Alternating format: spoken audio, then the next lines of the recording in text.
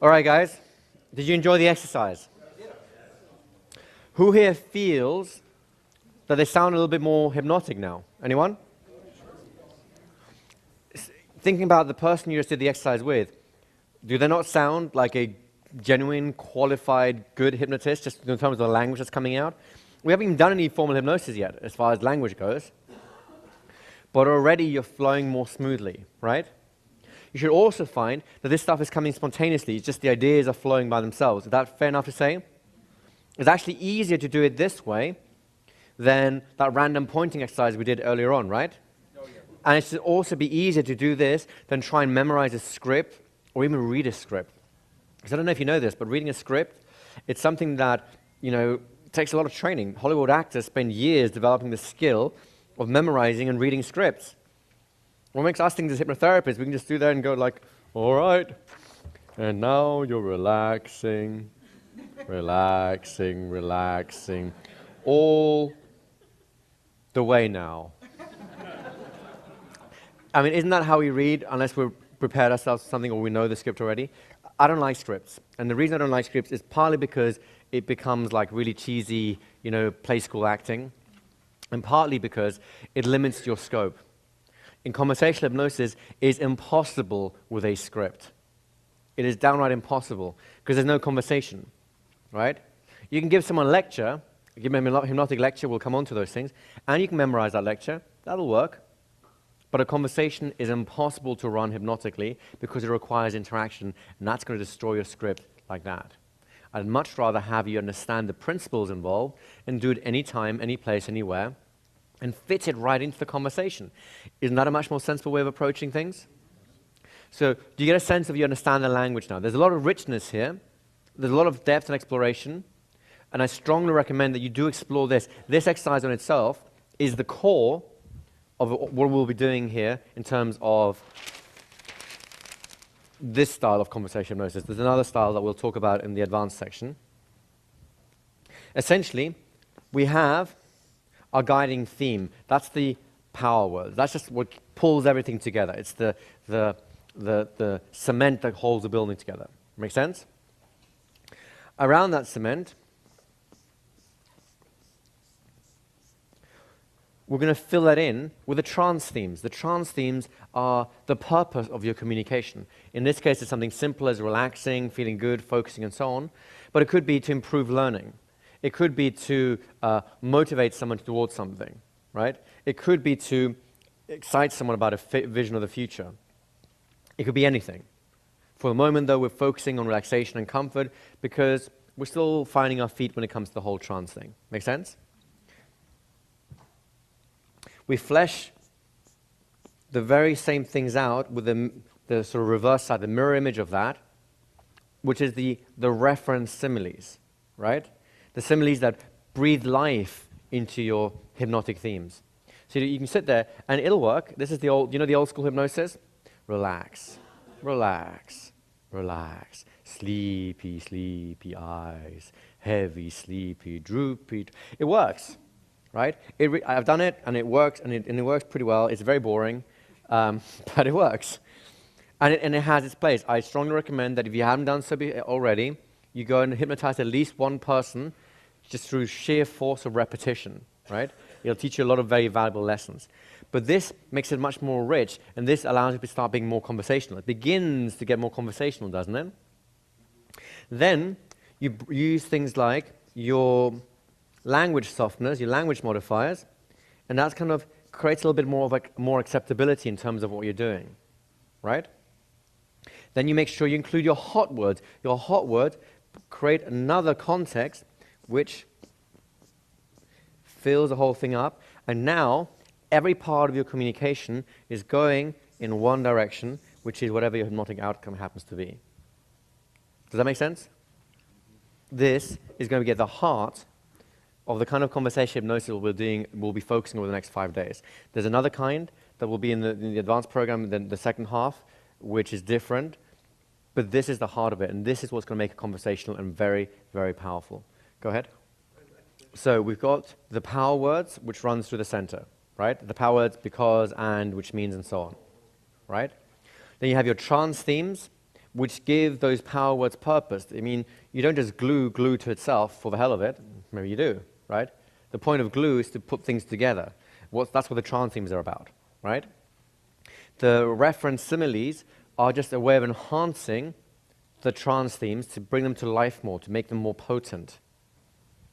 Then we have the language modifiers. In this case, we just focus on language softeners to make it more acceptable, to soften the impact of the message.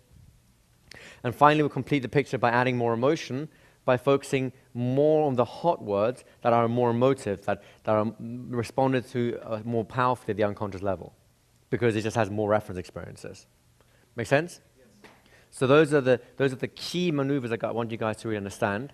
And if you learn nothing else in the next 10 days, this on its own will make you more influential, more persuasive, more charismatic than really most things that you'll come across out there. This on its own. It is really worth spending the time and the effort to make this an absolute natural way of communicating for you. For me, it's harder to turn it off than to turn it on. It just feels natural to speak this way now. Does that make sense to you guys? Once you've got this, then we can start layering more complex structures around that. That's what tomorrow will be around, or will be about, so that you can make these things more powerful, just have more impact with them still, and maneuver things in different directions. In other words, the thing that's missing here is a process. That's what tomorrow is going to be more about. For the moment, you get this idea. All right? It's straightforward, and with practice, you'll get better at it. Go ahead. I often found myself during delivering that I was zoning out. So the question here is, he found himself zoning as the hypnotist. Speaking this way would zone him out as well. You're just ahead of the crowd. The first question was... Just, you want to come up, seeing as there's a little bit longer, so then we can have... then everyone can share in the bountiness of your experience. Well, the first question was, is that less likely to happen with something that's not so focused on relaxation, calm, comfort, and all those sorts of things? So the answer to your first question is really depends on not the focus of the trance themes is not the important element. The important element is your purpose. In other words, what are you trying to achieve? If your purpose is you need someone to be more in this sort of trance, then it'll happen more. If you need someone to be more like, yeah, I'm going to go for it, then it'll happen less. In other words, it's called going first. We'll be going into that actually after the break.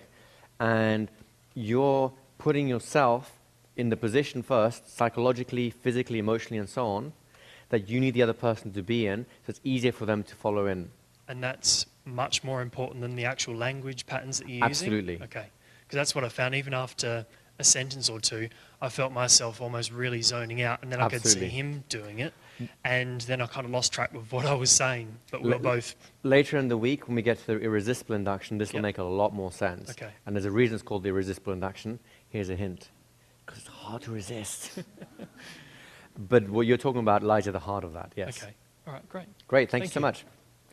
All right, guys, let's have a quick break. Oh, go ahead. I was going to ask a quick question. Sure. Okay. Just hold the mic. Yes, please. Let's open this one up here. So you were mentioning before that with a hot word, for example, let's say you say friendly to someone who had been backstabbed. Yes. And they would counteract, like they would react negatively. Not the would, they might. It depends on if they've associated with a friend, and now becomes a tainted concept and so on. But yes. So the question is, if they have that sort of counteractive reaction, what's something as a hypnotist you can do to kind of counteract, like what they're going through? That's an excellent question. So if basically you use the wrong word, you should notice that you've got a reaction like, right? You will get more into the how to spot reactions as we go through. This tends to tell you that whatever you did was not quite right. Then you have to cycle. Basically, the simple answer is you switch. You cycle through a different vocabulary. In other words, you start using different words. If you spotted the actual thing or phrase or word that you used that made them react so badly, then you just drop it from your vocabulary. You use other phrases, right? Guardians, assisting, people who assist. You might use metaphors or similes to do that. So you can still go down your original track. You just avoid pressing the hot button, right? Sometimes you want to press the hot button on purpose. It's a way of deflating. In other words, taking out the taint, the original sting. That's more when we talk about therapy and so on. There's ways of doing that as well. But ultimately, the simplest way of doing it is when you spot the phrase that's causing problems, stop using it and focus on different language that is being more emotive and so on. Does that make sense? Yes. All right, thank you. You're welcome. It's a good question, though. Go ahead. Another question. Yes. Another way to defuse the situation is an adjective, trustworthy friend. Another way you might be able to do is to add an adjective like trustworthy friend. And it can work great. And again, it's just something you have to experiment with. There is no hard answer to this, right? It's just a simple question of, you know what the problem is, you know what to avoid, which is that particular problem. Now you can go down, that's the irresistible suggestions route, where you start stacking other associations around the term to make it more acceptable. For example, you know, the happiness of a trustworthy friend. So now you have happiness and trustworthy fitted in, but if trust is still part of the issue, then that might still reinforce. And so you can go wrong with everything you do, but you're more likely to go right. What we're trying to emphasize here is this is about stacking the deck. This is not about absolute 100% surefire guarantees, because if you believe in those things, well, unfortunately, that's not how life works. Does that make sense? There'll be plenty of people who promise you this is the one thing that'll always work 100% of the time, guaranteed, and so on. But it doesn't really exist in the world. What you can get to is very close to that, and that's what we're doing right now. There you go. Thank you, Igor. I just wanted to comment on what you said a second ago. My wife and I are relatively new hypnotherapists. We were trained initially in directive, script-driven hypnotherapy. Get out! But we've been studying the mind-bending language and the conversational hypnotherapy course as well. This is like Alcoholics Anonymous for Right. script readers. My name is James. I haven't used a script in 10 weeks. Hi, James. A quick couple of points. One, I wasn't taught your H+ Right. in my original course, and I found that as I go into trance, as I'm working with somebody, and I have been very distinctly, that I'm much, much more effective. I agree. And- we're coming on to that after the break, by the way. That's And good. secondly, I hit hot buttons all the time and have negative reactions, and that usually helps me help them better. Sure. As a and more. hypnotherapist, it is your job to find the hot buttons. Right. In ordinary conversations, it may be the polite thing to do to avoid the hot Sure. buttons. It really just depends on context again, doesn't it? Right? Yes. So you're absolutely right. I don't think having hot buttons, even if they're negative, is a bad thing. It's just you need to know what they are and what the consequences are, right? Do you want to come up? Could you think of that as a distant relative fractionation? So can we think of that as a distant relative fractionation? You're talking about the hot buttons, or? Yeah, just hitting hot buttons, perhaps, whether deliberately or... So the idea of like going back to a hot button which is like negatively charged or even positively charged, and then coming back to it and cycling backward over time. Could you think of it like fractionation? Yes. I encourage you to think more of those thoughts. They are very, very good thoughts. So for conversation hypnosis, you're in exactly the right place. In fact, you're probably in day 4 already, so you may as well take a break for a while. Go ahead. Hi. Well, I'm having more like an ethical question about Sure. hypnosis, because the way I see it, you teach the good side of hypnosis. But And what there's I- the evil top hat wearing. Yeah, there's the evil monocle. side.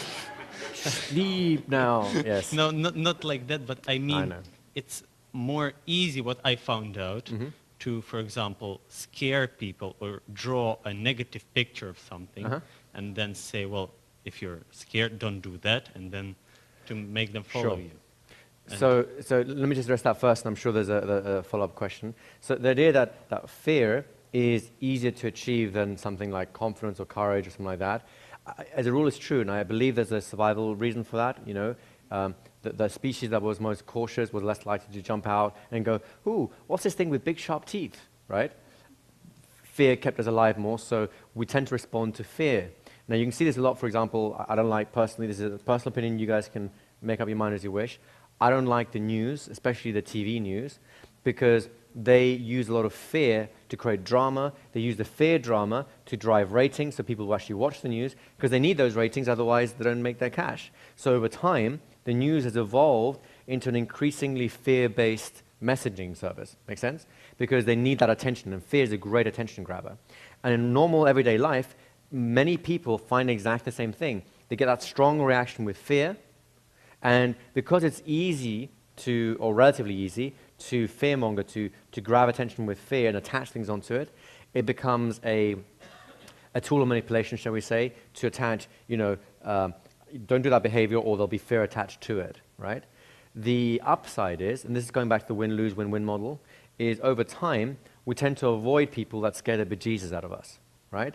It's not a very healthy way of creating long-term interactions. So even though in the short term they can do damage, or in an enforced situation, like for example in a family situation, or like you're in a cult, you can't leave physically, it can do a lot of damage, I agree. But the good news is, switching to the other version, the light side, might feel like it takes longer initially, but actually its staying in power is much, much longer. So actually, I think it's a much more valuable and productive tool overall anyway. Does that kind of make sense? I you have a follow-up anyway? completely agree with you on that, and we are actually colleagues. I'm doing international law, and I wanted to change the role.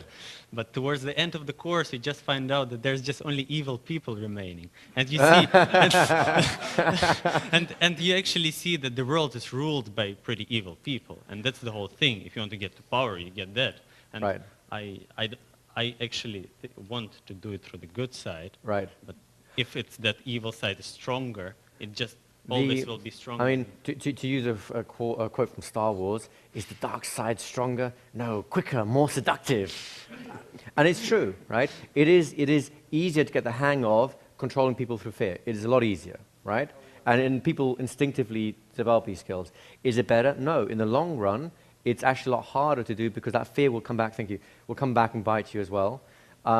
So, yeah, I mean, I can't force anyone to behave one way or another. I can tell you, though, and hopefully the experiences you'll have here over the next week or two will demonstrate to you that it's more effective, and in the long run, you will be more effective when you go down a different route, the win-win model versus the win-lose model, right? And you have to carry your own ethics. And ultimately, you'll make mistakes along the way, too. Everyone does, right? You may mean to do something really nice for someone, and then you'll do something accidentally which is not so pleasant, and you'll go, and you'll learn from that, and you'll move on. Maybe you'll be able to do better as a result. That's just part of being a human being, right? But thank you for addressing that. One last thing, and then we'll have a break. Well, I was going to make a comment about that because, like, my little... Do you just want to come up? Because this...